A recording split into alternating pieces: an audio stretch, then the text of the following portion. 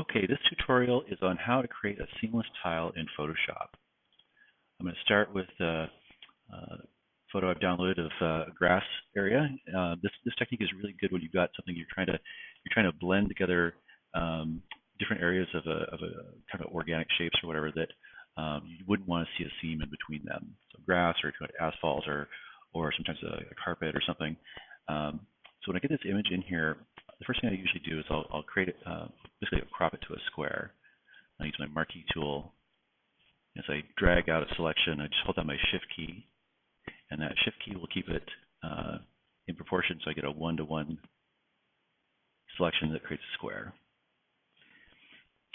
Then after I get my selection, I can say Image, Crop, and that'll just bring everything in with within that selection. After that, I just select or click on the outside here to get rid of my selection, and now I want to check the overall image size. So when I'm in image size, what I'm looking for is the pixel dimension. The pixel dimension is indicated right up here. If it happened to be larger than 1024 by 1024, I would want to downsize it. Anything under that, I know we'll be able to work in SketchUp. So looking at this, I've got 768 by 768. That should be fine. But if it was larger, I would click on the inches area here and move it up to the pixel selection. And just change this number to less than 1024 by 1024. Okay. I'm going to cancel out since it is smaller than the size that I need to restrain it to. And now when I've got back to my image here, the next thing I want to do is I want to create a copy of my background. Just give me some wiggle room in case I make a mistake or want to back up to the original image. I can turn off that original image, and then on my background copy, I always like to just double click on the name and just give it a name that makes sense to me. So I'll just call this grass. And that way I can keep the two layers separated in case I'm getting more layers involved with something. Okay, so after I've got that layer created, I'm going to go up to Filter, pull down to Other, and move over to Offset. And now what I want to do is I'm offsetting the photo from side to side and top to bottom. And I'm going to have it wrap around so that I'm basically going to be moving the edges of this photo into the middle, and you'll see what that means in just a second. With this horizontal pixel right and vertical pixel down, that's how far I'm going to be moving it. And so it doesn't have to be exactly halfway. Approximately halfway is fine, or somewhere just as long as it doesn't wind up with the seams showing up close to where they were originally. So I'm going to just use about 300 by 300 because my image that came in was 700 by 700, so I know it could be somewhere around the middle range.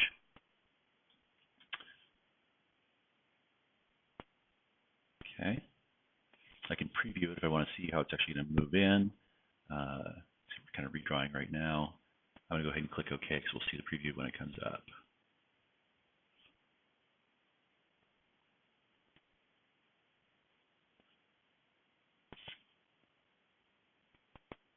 Oh, looks like we got a little carried away here. So let me fix this. So it's back, we had 300 by 300. Okay.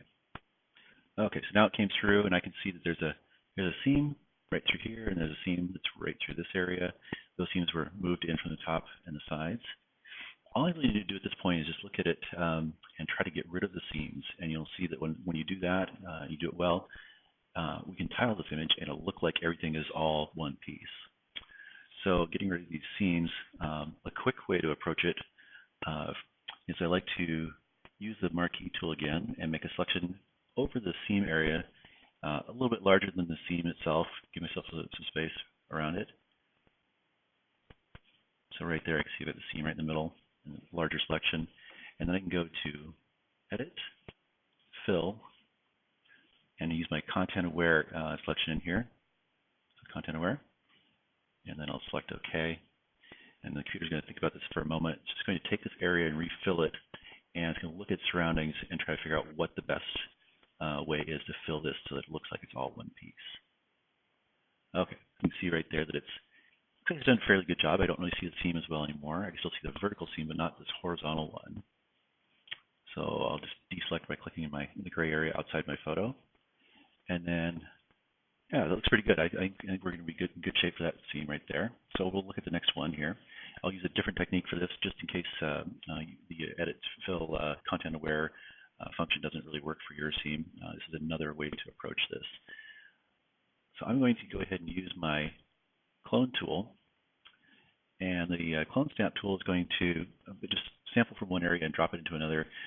This will be a good tool to use as a contrast to the other one. It's two different techniques. They'll give you two very different effects depending on your background. So using the clone stamp tool, I'm going to make my brush a little bit larger here, just because I've got a fairly broad pattern. And then what I want to do is wherever I'm going to be fixing this, I'm going to sample off to the side, and I'm going to pick up that area, and then when I come over here, you can see a little preview of what it's going to look like when it drops in. So I can click and just drop with one click if I want to just see what it's going to look like first. That looks pretty good. So I'm just going to try just kind of dragging over this whole edge and see how it turns out. Okay, looks pretty good. Let's see. Yeah, I think we've got it all covered there. So next step I want to do is I want to zoom out of my photo a little bit and get it smaller in my screen. So I get to my magnifying glass and holding down my modifier key, click the mouse a few times, and that'll let us pull back. And so what I'm looking for now is just to see if I can see any sort of an area that's got a kind of a visible marking to it or abnormality that might stand out in a pattern. And I can see there's kind of a dark little area right here, and it's kind of like this. I can see almost like a square area here that I might want to try to blend together. So I'll zoom back in and address those two spots. And I can use the clone stamp tool again. It's a really good tool for this. Another option, if the clone stamp doesn't happen to work, is to use the, if you go into your healing brush tools and actually use, there's a spot healing tool and then the patch tool. Each one of these might give you some different results, but they're all good to try out on your pattern if the clone stamp tool doesn't work. Okay, so backing up to my clone stamp tool, I'm going to select an area that I want to sample from, and then come over to the spot that I'm going to cover up here, and just one click, and there, it's gone. So dealing with this other problem we have with this kind of darker square area here, I'm going to kind of take the patterns or the colors from different parts and kind of push them back and forth into each other. So I'll select out in this lighter area here, and coming in, I'm just going to click the brush once, and we'll click it once again, and you'll just see I'm just kind of dropping a few little pieces in to see what it looks like. I can sort of see a little bit of the circle pattern there. That's okay. I'm going to cover that up in a moment. So I'm clicking a few more times just to add some more of that texture in.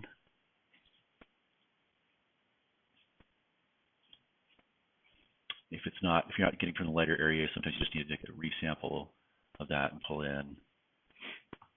I'm just breaking up that overall green pattern.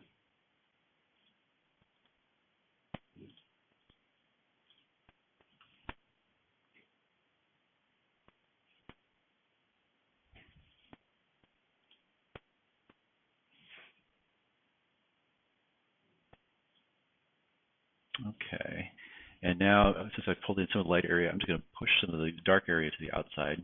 That way it'll all kind of cross over that blend. Just sampling from this darker area that I had, just clicking a few times out here just to put some of that grass on the outside.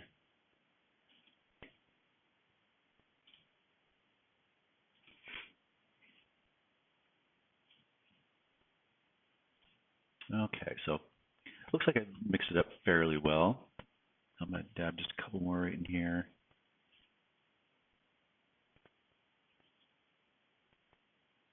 Okay, so I think I should be in good shape. We'll know for sure when I start to tile it, and do a test with it and come back if we need to make any more adjustments.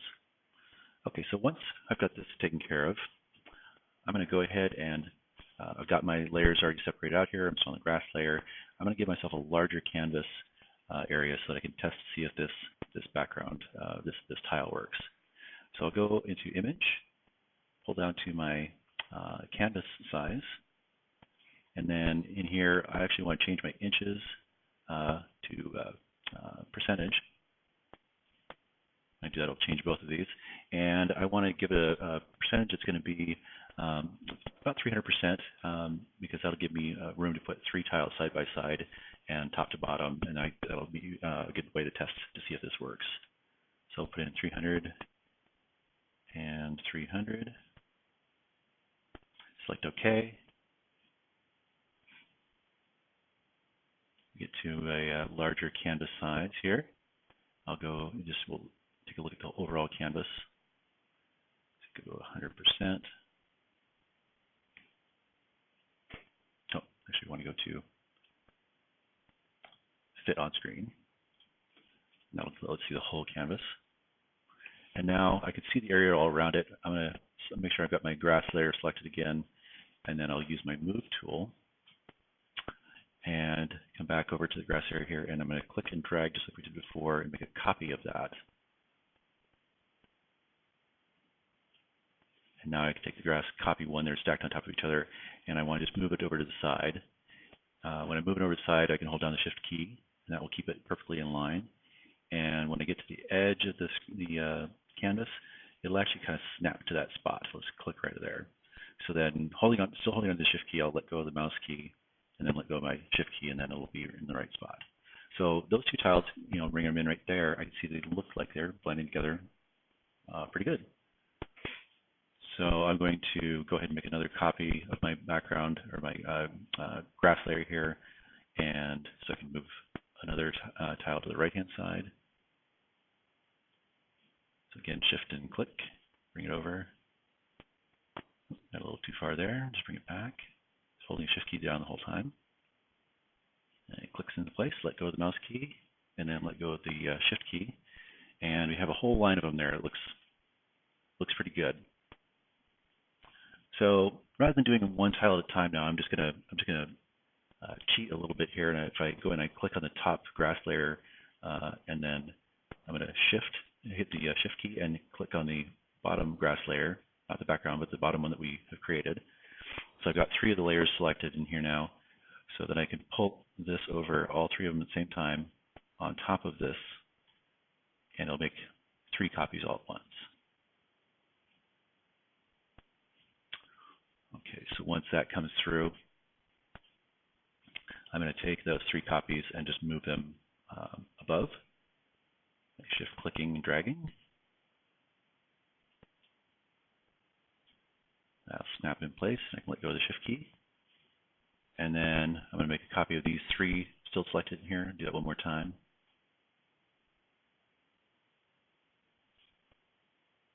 And once that comes through, I'll drag that down to the very bottom.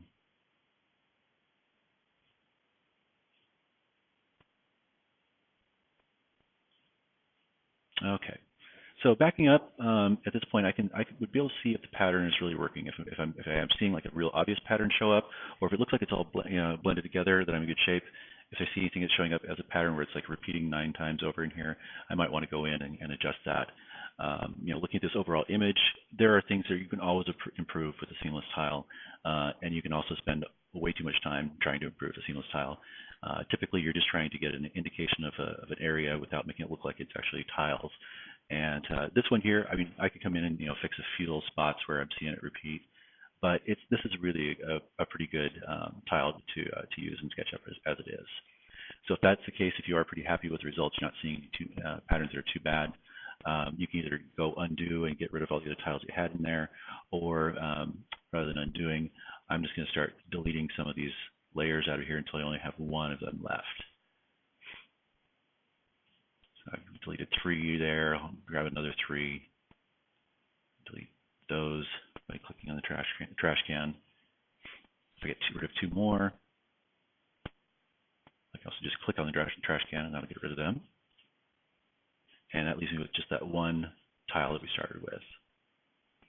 Okay, so now all I need to do is, since I've got this larger background area, I'm just going to get rid of it by clicking on my image and pull out a trim.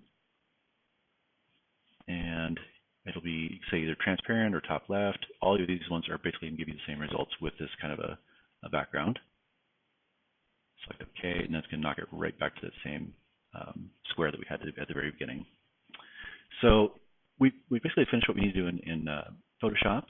The only thing I guess we really need to do at this point is we just need to save it out. I usually like to keep a working file of all of my files so that I can go back and edit it if I need to. And to do that, basically I've got my grass layer, my background layer in this case. If I had other layers, that would be a good indication that I would want to actually save this out because it's got some working information. When I do that, I'm going to come up to my file and just come down and say Save As. Wherever this winds up saving to, your working file or your desktop, so you can move it to Dropbox. I use that the same layer name that I have for my naming convention of my file. I've got a PSD. That's what I want to save for my working file, Photoshop document. So if I save that off, I will actually click Save, but that's kind of how I want my things to be. And then I actually create the tile that we'll bring into SketchUp. I'm going to use a JPEG format for this. So clicking on my file format, pull down to, let's see, where's that there, JPEG. And so you see it changes your name to whatever you named it originally, and then copy. I just get rid of the copy because it's kind of an annoying little feature when you go into Photoshop and use this save out. But it just tries to keep your files from overwriting each other. But I've got a different extension, so we'll be okay. So I've got a JPEG. I'll save that off. You see it's actually asking if I want to save over it. I'll say yeah. In this case, I don't mind. And it'll give me this option to actually what the quality of the image is. I'll usually just I might crank it up here to the top if it's something that's going to have a lot of detail in it, or I'll be looking really closely at it. If I don't have much to worry about, I might drag it all the way down to maybe half of that, and that'll give me a much smaller file size and keep my SketchUp file working better. And when I'm done, if I click OK, it'll save off my JPEG, and we can import that then into SketchUp. Okay, that pretty much concludes this tutorial.